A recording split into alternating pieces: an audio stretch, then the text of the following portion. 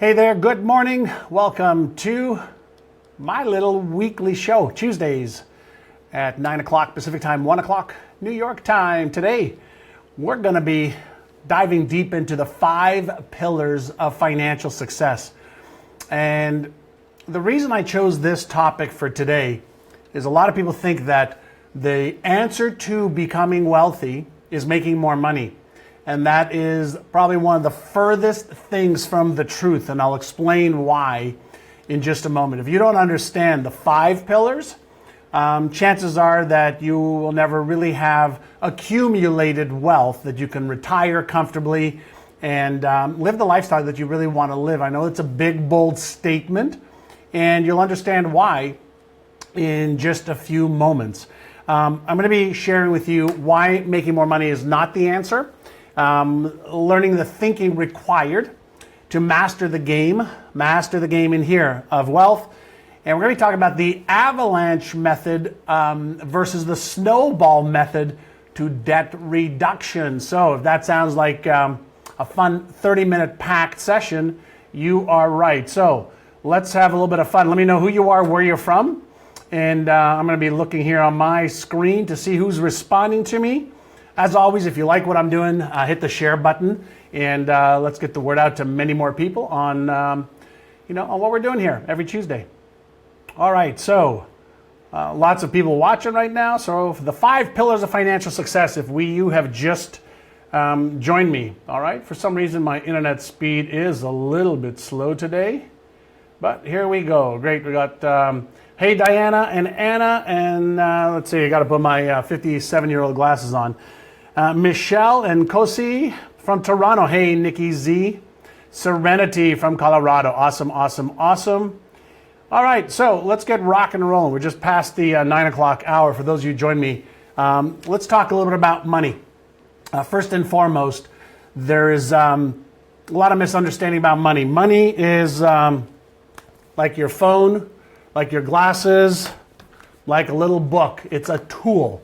And the laws of earning money is pretty simple, actually. It's determining your product, knowledge, skill, or service, or idea, and exchanging it with somebody else for that green paper with ink on it in the United States. But you don't even need green paper with ink on it anymore. You can just transfer stuff electronically on your phone or iPad or computer. So money is a concept. Money is a means of exchange, and you deserve to make as much of it as possible. You just need to figure out the knowledge, the skill, the product or service that you have that you can exchange with somebody else. Money has nothing to do with your self-worth, except you're never going to earn more money unless you augment your self-worth. So we're not going to get into that side of it today. Let me just share with you some stuff that you need to understand. 5 pillars of financial success. Repair, recover, and debt. So if you, like many people, including me, got whacked financially in the 2009 timeframe where real estate stocks, real estate plummeted, where stocks plummeted, where a lot of people lost a lot of money in the markets. Well, guess what? The last 8 years, the market's taken off like a rocket ship almost everywhere around the world. And so most people should have recovered by now. But one of the things you've got to understand is if somehow your credit got screwed back then, you need to repair your credit so that you can have proper borrowing power. And that means you need to recover. And most people have never thought of their financials in a perspective of, what do I need to do to repair and recover from any of the downsides of whatever may have happened to you? So that's the first thing you've got to take care of if that is you. The other thing you have to understand when you're dealing with success and financial success is there's good debt and bad debt. So let me give you an example. Let's say you could borrow money for 3 or 4 or 5%, and you can invest that money and you can make 10, 12, 15, 20%. That's considered good debt. Let's say you could buy real estate and properly leverage it, not overly leverage it, and you are on the upswing of a real estate market, that means that your money can actually work for you and increase in the proportion of the amount of real estate that you buy versus the amount that you use to put a down payment on the real estate. You have to understand how to use debt to make money when the time is right. And that is a function of knowledge and skills. Not hoping, not praying, not wishing. These are raw, hard skills that you can learn. So you've got to understand how to repair, recover, and you've got to understand how to use debt effectively. But you also must understand a little bit of the psychology of getting out of debt if you have debt. So here is something for you to think of. I'm just going to take a look here to see how many of you are online and communicating. Hey there, Susan and Jordan and Robin. Nice to have you on. And great. Okay, so let me share with you, I mentioned to you before that I'm going to talk about the avalanche and the snowball method of financial debt and getting rid of debt. So here is what some people say is the best thing to do. It's called the avalanche method. And what happens with the avalanche method is you list all of the debt that you have from highest to lowest interest rate. Okay, or from the highest amount to the lowest amount. And then you start to make a minimum payment on each of those debts. Okay, and so you might make, a $50 payment on the top one, a $10 payment on the next one, another 10 or 50 or 100 or $1,000 payment on the next one, and a little bit on every one of the debts. Now, from simply a brain perspective, right? Guess what we do here at Neurogen? We focus on how does the brain process this. So when you have a lot of debt and you pay a little bit on each one, a lot of people, and this may be you, it may not be you, because I'm going to show you in a moment the snowball method, which seems to work really well for a lot of people from a neurological perspective. But when you have a lot of debt and you see a little bit of payment going to each one, for some people, it just feels like an avalanche of debt is still there. And so purely from a brain perspective, for some people, this avalanche method of getting out of debt causes a lot of stress. And when there's a lot of stress in the brain, the fear center activates. Actually, when the fear center activates, that is one of the precursors of stress. You actually shut down your left prefrontal cortex, which is the genius part of your brain that can help you figure out how to make more money to pay off your debt. So the avalanche method can create a lot of prolonged neurological stress, which causes you to what? Lose your motivation. Instead of the avalanche method, here is a snowball method for you to consider. And that is when you take all of your debts and you list them from the smallest amount to the highest amount, and you pay off, put all the money that you can afford to pay every single week or month towards paying off that debt, you get a bigger dopamine release because you're actually knocking off some of the debt in bigger chunks and in their entirety at first. And so when you do that and you're releasing dopamine in the brain and you feel good, you actually activate the left prefrontal cortex of your brain, which then says, well, how can I do this faster? So you're getting a lot of very, very active dopamine releases, which causes you to want to pay off the debt faster. So here's a question for you, just so I know. Do you prefer the snowball method? Or do you prefer the avalanche method? Which one do you prefer? So I'm going to try and teach you some stuff, then we're going to get into a couple more of the 5 pillars. That was the first pillar only, repair, recovery, and debt, understanding it and getting rid of it. So who likes the snowball? Who likes the avalanche? Let's see who we've got over here. And by the way, if you like this, do me a favor, hit the share button and hit the like button as well, because I can see when you hit the like button. All right, so Jordan, snowball for you. Michael, snowball. I see we got a lot of snowballers out here, right? Snowball method.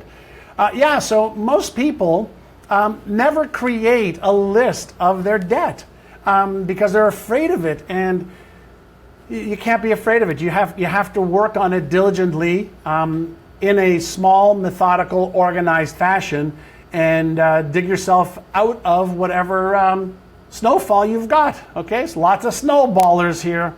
Okay. So first pillar done. Let's talk about the second pillar here, and that is earning.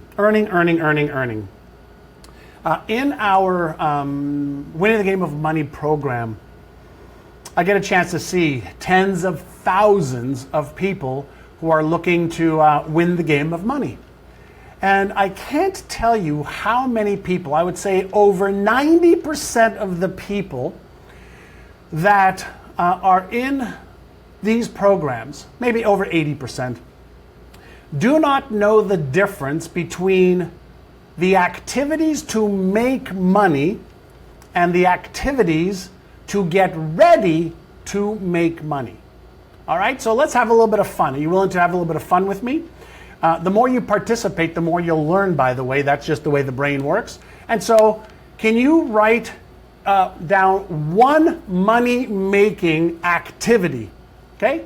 One money-making activity. Let's take a look at what you write down. What is a money-making activity? If you want to make money today, what's a money-making activity? All right? And it doesn't matter if you have a job or you have a business or you don't have a job or a business. What's one money-making activity? Let's have a little bit of fun. So let me see your responses. So Dave, it's not fair. You know the answers. All right? So Justin's bank robbery. Yes, Justin, that is a money-making activity, and it'll probably put you in jail when you get caught, right? So Susie says, pick up the phone and talk to a prospect. Bingo, Susie. Selling something you don't need. And this is going so fast. This is awesome. Signing a listing agreement. Okay? Knocking on doors to get clients. Come on, keep it coming. Selling your painting. Personal development is not a money-making activity. Giving English lessons to somebody who's going to pay you for them is. So sales calls, lead generation is a process to make money once you have the prospect and then you're on the phone with them or they're on your landing page and making some decisions. That's making money. Higher paying clients, well, selling illegal drugs, yeah, you could do that. Okay, so I think you're starting to get the picture. Many of you, if you're reading the list over here, so there are things that make you money. So for example, I could take my glasses if I wanted to make money, and I could go see who in the complex where my office is needs these glasses, and I could sell it to them. I could take some face cream that I have here and see if I could sell this if I want to be in the selling business. I could take furniture that I have at home that I don't need or art and put it in the newspaper, okay, and try to sell that through the newspaper. So here's the thing that I want you to understand. Getting ready, like taking pictures of the furniture, putting an ad in the paper, those are precursors to making money. But what most people don't know is what are the money-making activities that I need to do, whether it's every day, every week, or every month. So if you have a job, then obviously you're trading your time for a paycheck. But what if you want to make more? If you want to make more, you might think, well, I'm going to take some courses, and that's a good start, but that's not going to make you more, unless you're able to exchange the knowledge or the skill that you've upgraded for more money. And so what I want you to do, if you really want to make more money, is think about what are your money-making activities, right? So what if somebody says, well, I want to make more money, I'm going to invest in real estate. Well, what if the market goes down? The act, by the way, is something that will make you money if you know what you're doing and you have enough time in the real estate market. The stock market, you can make money. You have to differentiate what it takes to prepare to make money, upgrading your knowledge, upgrading your skills, taking photos, getting a website ready. All of the preparation is a part of making money, but the actual act of making money is very, very, very specific. And so you have to understand, if you're an employee and you want to make more money, what specifically and precisely are the activities that'll help you make more money. So let me share a little story with you. On Sunday, I was walking with my son, hiking with my son Noah. We go hiking almost every Sunday. And he works in the construction industry. And I asked him, I said, sweetheart, do you want to make an extra $3,000 to $4,000 this year? He goes, sure, Pops, I'd love to make $3,000 or $4,000 this year. He said, what do you want me to do? Like, what do I need to do? I said, one very, very simple thing. He goes, sure, Pops, what is it? I said, go to your boss tomorrow morning on Monday and let him know that you would like a $2 an hour raise if he feels you have earned it because you've worked with him for the last 6 months. Now, Noah right now is 21 years old. He's making $18 an hour. And he went on Monday morning and took one money-making activity, and within less than 10 seconds, his boss says, sure, Noah, you're worth it. Now, you may be thinking, how did I come up with, $3,000 or $4,000 a year? Well, if you take 50 hours a week, which he works, at $2 extra per hour, that's $100 extra per week times 40 weeks is $4,000. One simple request gave him a $4,000 raise. Now, I said to him, now, if you really want to become wealthy, sweetheart, I said, I want you to take that $2 extra, but I don't want you to spend it. What I want you to do is commit that extra $100 a week to your investment account. I said, now that one simple act can be worth hundreds of thousands of dollars for you when you take that $4,000 extra a year, invest it with me in some of our investments, and let's say you just get 10%. You can take that $4,000 and over the next 20, 30, 40 years, that'll be worth hundreds of thousands of dollars to you because of the compounding interest on the money and the money making money when you leave it in there. That is the power of one small money-making activity. It might be small to you, but guess what? How many of you would like right now to have an extra $200,000 or $300,000 in your retirement account because of a smart decision you could have made when you were 22 by taking 10% of what you earned or 5% of what you earned?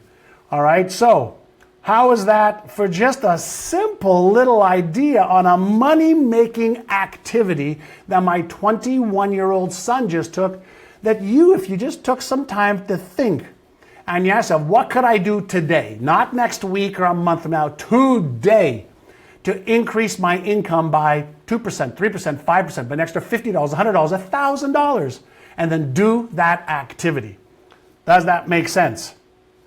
By the way, teach this to your children. Get them to watch this. Okay, let's go next to this third pillar of financial success. Okay? Third pillar, financial success. By the way, for all of you in our Winning the Game of Money program that are also watching this today, the 5 pillars of financial success, the entire video training is available in your program. So make sure you get to the level that that's on and go through that training. There's over 100 hours, as you know, of training in our programs. And the 5 pillars is one of them where I teach you the best stuff. All right, so number 3. Managing the money you have. So let's talk about managing money. And it doesn't make a difference if you are a business owner, if you're an employee, or you're a student. It really makes no difference. Once you earn money, managing money is a skill.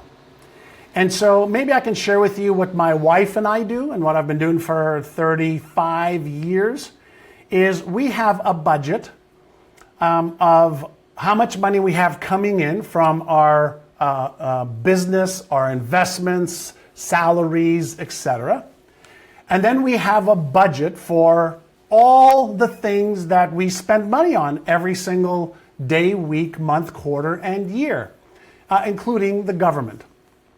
And so when you have a budget for your TV and cable and phone and food and groceries and restaurants and trips and everything, if you itemize and you can go on Google and just get a household budget, you can get one for business as well, when you know how much money is coming in and how much it's costing you to live, you start to see a pattern of spending and of income coming in.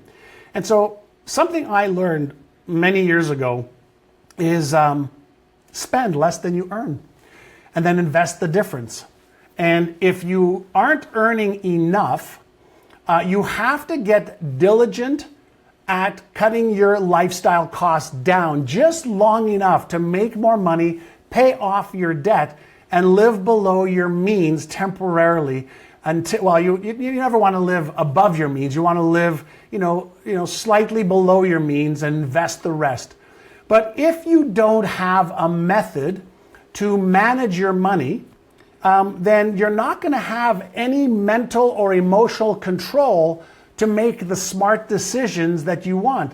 So you can use a tool, for example, like mint.com that can help you with your managing money skills. And the very act of looking at your patterns allows you the ability to change the pattern. And the same thing is true in your business. If you don't have, budgets versus actuals, I don't need budgets versus actuals anymore at this stage of my life. But every single week, my wife and I go through our financials. Every week we go through business financials, personal financials. With my team here at the office, we go through our financials here. Budget, actual, budget, actual. Here's what's coming in. Here's what we're spending, so that we could be in awareness, that we could be proactive and get ahead of the curve instead of being behind the 8 ball. And so how many of you are managing your finances, managing your investments, managing the money coming in, managing your expenses? If you don't manage your expenses, the reason I said making more money is not the answer to wealth. I have seen people blow through millions of dollars because they didn't understand this pillar and the next two. So,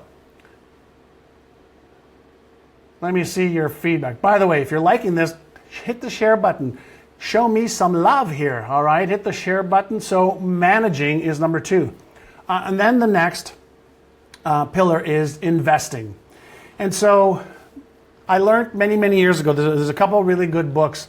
There's a book called The Wealthy Barber. There's another book called The Richest Man in Babylon. And there's one other book, I don't remember that one, around investing. So how do you start to invest?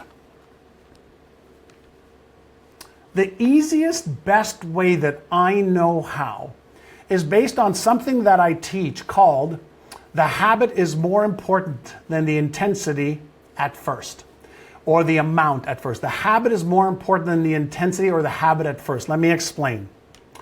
If you're not used to investing on a regular basis, what you want to do is take either a dollar amount, whether it's every day, depending on how you get paid, or every week or every month, and you develop the habit of taking a little bit off the top right away. There are apps that you can get that every time you spend money on your credit card, it'll take the change and invest it for you. Change, just change.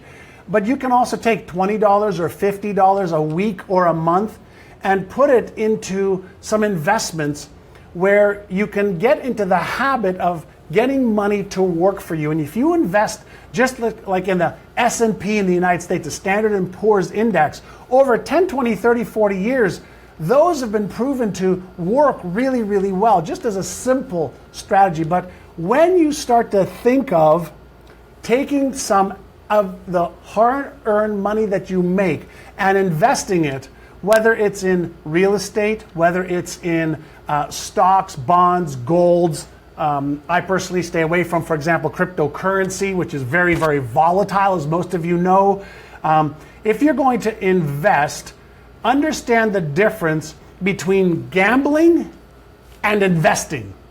Understand the difference between hope and prayer and emotions and logic. I do not invest based on what I hope is going to go up. I do not invest based on this hunch that I get.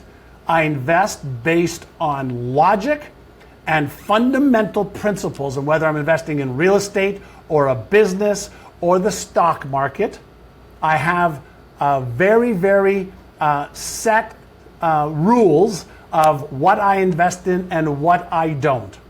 And so, do you have A, an investment strategy? B, do you have rules of how you're going to make decisions on what to invest in or not based on logic versus emotion? Because if you don't, this pillar will wipe you dry and clean you out so fast, you won't know what hit you. So the fourth pillar, is investing. And so if you don't understand how to invest or how to choose an investor for you, whether it's a stockbroker, whether it's a financial planner, whether it's a real estate guide, a person who can help you invest in real estate, you owe it to yourself to be on the sidelines long enough to upgrade your knowledge and skills so you don't make beginner, amateur, silly mistakes because they're very, very costly. And so there are ways to mitigate your risk. And this is going to take me to the fifth pillar, and that is understanding how to protect, whether it's your money in the stock market, whether it's your real estate holdings, whether it's your business, whether it's any assets that you have. How do you protect those assets from either being sued, for you being sued and then somebody taking those? How do you protect your downside in case the market goes down? Do you understand the mechanisms that you could put in place? For example, if you bought $1,000 worth of Apple stock today, you get about one share. But if you decide to buy one share of Apple stock today, do you know how to protect yourself if the market goes wild down? So that you only lose $50 or $100, 5 to 10%. See, if you don't know that you could put a stop loss order on that stock, then it might go down by 20, 30% if you don't understand that one little technique. So what am I sharing with you? What I'm sharing with you is the 5 pillars of financial success: repair, recover, debt, earn, manage, invest, protect. It's all about having processes, systems, and rules coupled with knowledge and skills and expertise. Processes, systems, and rules, and knowledge, skills, and expertise.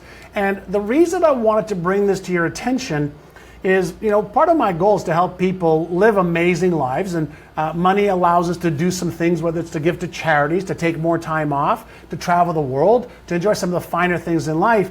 But nobody ever taught this stuff to me when I was a kid. I'm teaching this to my children. I'm teaching this to my students in NeuroGym. And I wanted to just help you understand this is the landscape of what you're dealing with. And ignorance is not your friend. Ignorance just means not knowing. And if you don't know, you can't act. But if you do know, you could be smarter. You could earn more, manage, invest, protect your wealth. And then you could take some of that financial stress off of you so that you can enjoy life more. All right? So, I'm right on the money. If I've earned a little bit of your favor, share this with other people. There's nothing else to do. I've got no offers for you other than an offer of some a high five and some love and some really good thoughts for you to make the next week an amazing week. You may want to watch this again. Share this with your children, your spouse, significant other, and dive a little bit deeper. Raise your level of awareness, raise your level of knowledge and skills, and guess what? You can win the game of money with the 5 pillars of financial success, and you can learn how to master financial goal achievement also. All right, it takes a little bit of time, but we know how to. So have an awesome day. Please share this with others, and God bless you. Thank you so much. Bye-bye. We'll see you next Tuesday.